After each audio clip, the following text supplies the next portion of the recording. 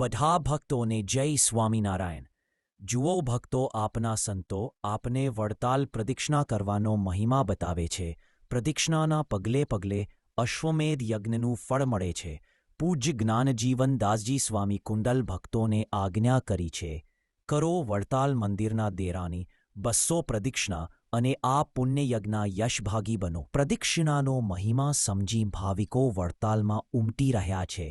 ત્યારે વડતાલ મંદિર વહીવટ કરતા સંતો તરફથી એક અગત્યની વિજ્ઞપ્તિ છે કે શયનાદો ન કર્તવ્ય સેવા વિષ્ણો કથંચન ન નિદ્રાયાઃ પરમ કાર્યમ જપમ ધ્યાનમ ચ શાંતિકમ દેવતાયાઃ સમારંભે ન નિદ્રામ કુરુતે જન શયનાદિકમાલભ્ય. એટલે ભગવાન પોળ્યા હોય ત્યારે પ્રદક્ષિણા આદિ ન કરવું. ચેરમેન સંત સ્વામીને अपने સ્ટેટસમાં પણ આ વિશે માહિતી આપી. મંદિરમાં પણ સમય લખવામાં આવ્યો, સવારે 8 થી 12, બપોરે 3 થી 6, જેથી પ્રદક્ષિણા કરવાના સમય નિયમનું શાસ્ત્રો અનુસાર પાલન કરવું જરૂરી છે. તો આ બધા નિયમો ખરેખર કોને પાળવાના છે? કારણ કે આ વિડીયોમાં આપણે આજના કરનાર ચેરમેન સંત સ્વામી, કોઠારી દેવસ્વામી, સરદાર નિત્ય સ્વરૂપ સ્વામી, કલાકુંજ નીલકંઠ સ્વામી આદિક સંતો પોતાના ભક્તો સાથે રાત્રે ભગવાન પોળી ગયા પછી પ્રદક્ષિણા ફરે છે, તો આ સંતો કહે તે શાસ્ત્રની આજ્ઞા પોતાને પાલન નહીં કરવાનું? આ તો એવું થયું કે અમે કરીએ તે લીલા અને તમે કરો તે કાંડ. શ્રી હરિ લીલામૃતમ.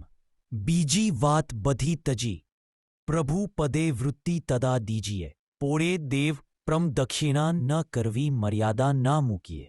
શ્રી પદ્મપુરાણ ઉત્તરખંડ અધ્યાય 313. ભગવાન શ્રીહરિ અવસ્થામાં હોય ત્યારે તેમની મૂર્તિની પ્રદક્ષિણા કરવી નહીં.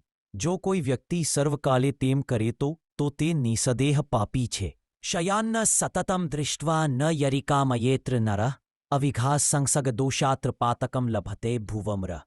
શ્રી સ્કંદપુરાણ વૈષ્ણવખંડ. ભગવાન શ્રી નારાયણની શયન અવસ્થામાં જે વ્યક્તિ તે ઘેરીને ચાલે છે અથવા પ્રદક્ષિણા કરે છે તે અધર્મમાં પ્રવૃત્ત ગણાય છે અને તેનું આયુષ્ય પણ ઘટે છે.